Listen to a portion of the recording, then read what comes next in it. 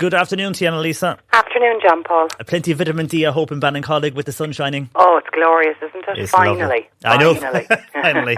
Hopefully we'll stay. Anyhow, a lot of questions in, Anneliese. And this one, the first one, is from Maura. And Maura's husband has a persistent cough for the past month. Now, he has taken an antibiotic and also cough bottle called Codenex. But the cough improved and now it's kind of back and it's annoying as ever. So Maura wants to know, have you any magic cure for her husband?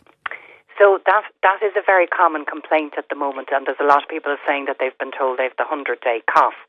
And that actually was around a couple of years ago as well, John Paul. Prior to COVID, the year before COVID, people got this cough that just kept on going. People would get 80% better, but that 20% was really hard to get past. So what I would recommend is probably a combination of two things. One of them is the Dr. Clare Mucotone, because it's a blend of stuff to support the immune system, so that's got the antiviral in there. It's got anti-inflammatories for kind of lung and respiratory tissue, so that kind of soothes the irritation. And it's got a lot of other stuff for kind of preventing mucus build-up, and there's about 7 or 8 different herbs in there. Anyway, very, very good for the respiratory system. So I would recommend that. And then in terms of dealing with the cough, my favourite one is the cough bottle, is the Comvita Manuka Honey Elixir. And the way I take that is when I've got an irritating dry cough, I actually take a sip of it and let it kind of trickle back down my throat to sort of coat it with that lovely mullion that it has in there. And it just soothes all of those very irritated membranes and prevents you going into a coughing fit. So a combination of the two of those. The other thing that's always a lovely one and worth a mention is the olive leaf extract. I often find that that's a great one to get you that last 20% over a viral infection. So that could be, if the cough wasn't too bad, I'd combine the Mucotone with the olive leaf extract. But if you have a bad cough, I'd do the Mucotone and the Comvita Elixir. Okay, Maura, hopefully that will help you there. Plenty there to choose from anyhow. And another text to here. This person wants to know, what is the best thing to take for a colon detox? Can Anneliese recommend? So, yeah, and you need to be fairly careful with this, John Paul, as well, because if the detox is too severe, it can actually end up disrupting all the good bacteria that are in your gut. So it depends on what type of a detox you mean. Often we would have a few parasites, worms and bacteria in the gut that possibly could be contributing to digestive issues, or sometimes yeast. So if you're prone to kind of athlete's foot or thrush, that would be an indicator that there was candida within the colon. So if you want to really detoxify from those, it's nearly a 3 to 4 month program, and you'd be using things like clove extract, garlic extract, oregano extract, eudeclinic acid, caprylic acid. So there's a whole combination of different natural antifungal herbs, and there's a few different supplements that would be specifically formulated for that. Dr. Dealish Clare has one. NutriAdvance, the Candex SIBO is one, and those herbs are quite gentle, so they have a broad spectrum effect. They'll kind of kill off anything in there that shouldn't be there. But what people mean a lot of the time by a detox is just to kind of, make sure that you're having a good daily bowel movement. And in order to do that, I would definitely recommend something like psyllium husk, which is a lovely, gentle fibre, but it also feeds the good bacteria in the gut. I'd recommend a probiotic. So get a good broad spectrum one that has a lot of different strains. So I know Nature's Plus do a great one, BioCult is a fairly good one, Udo's do a good one as well, and they're all fairly broad spectrum. And then I would make sure that you're going to the loo fairly regularly. So the Aloe Pura do a colon complex. I think it's just called Aloe Complex now. That was the old name of it. And that has some natural laxatives in there, and aloe vera, again, very, very gentle. And that'll just kind of give you a good clean out. So if that's what you're looking for, go that route. But otherwise, I'd nearly suggest you go into a health shop and speak to somebody about using those herbs to do a kind of a natural deworm, deparasite type of a detox, because you need to make sure they don't interfere with medications. And this person on text, Anneliese, they want to ask you about this product. They've started NutriAdvance Perimino. Now, they want to know, is it good for hot flushes, and can you mix the sachet with orange juice? Are you aware of that product? Yeah, absolutely. It's one of the best products that we have in the shop in terms of feedback for menopause symptoms.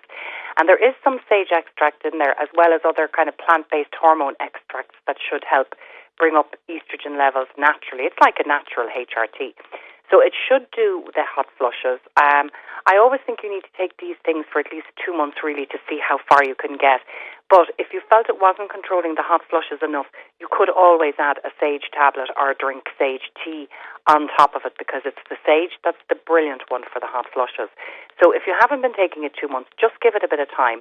And if you still get really bad problems with the hot flushes, take sage with it as well. And yes, you can mix it in with orange juice or water or a yogurt or anything you like, that so long as you get it into you. Okay, and Mary is in Mallow now. She's been told she has high blood pressure. She wants to know, is there anything she can take for this, as she does not want to go down the route of prescription drugs? So any advice for Mary? So you need to be quite careful with high blood pressure, because it is actually quite dangerous if it's elevated for a long time. So I would suggest that if you're doing this, do it very, very strictly and well for 6 weeks, and get yourself a blood pressure monitor, because you want to see that your blood pressure is coming down.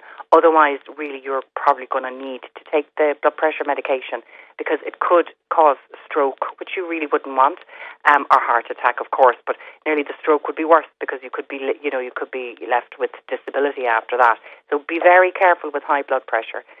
So the natural way would be to do something called the DASH diet, DASH. If you go onto Google, you'll find it. And it's basically a really healthy, high fibre, low salt, loads of fruit and veg diet. So very, very healthy overall. It's great for heart health, brain health, everything. But this one is particularly low in salt.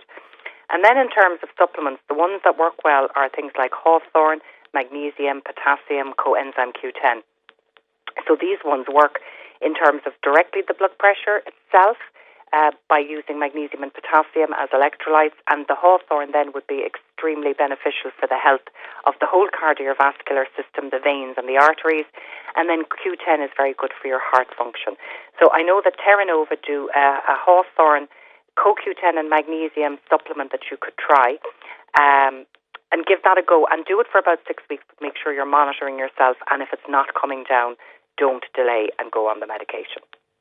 And very finally, this person has been diagnosed with secondary fibromyalgia. They want to know, Anneliese, can you recommend anything to help them with the pain? So I don't know what secondary is meant now, is because secondary is generally as a result of something else. So always when we work with natural medicine, we try and get to the root of the problem. So if it's secondary because of another health issue or medication, you would need to work at that first level. But just a very quick answer for anybody with fibromyalgia, really you're looking at fibromyalgia is it's a combination of the immune system, I suppose, over-inflammatory. It's gone very pro-inflammatory, and it's affecting the muscle and the soft tissue. So you do need to work at an immune system level as well.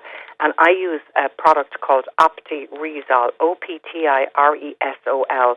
It's a particular form of fish oils, but it's been very uniquely formulated to have massively rebalancing and anti-inflammatory effects. It's by a company called Nutri-Advanced. And then I always recommend a high dose of vitamin D, because that's very important for anything autoimmune. And then the third thing is the Nutri-Advanced do a product called Curcudine Forte. It's spelled Curcydyn Forte, Forte. And it's a combination of high-strength turmeric extract, ginger extract, black pepper, and boswellia, which is from frankincense, a really strong anti-inflammatory. So you're coming at it from all the anti-inflammatory angles there.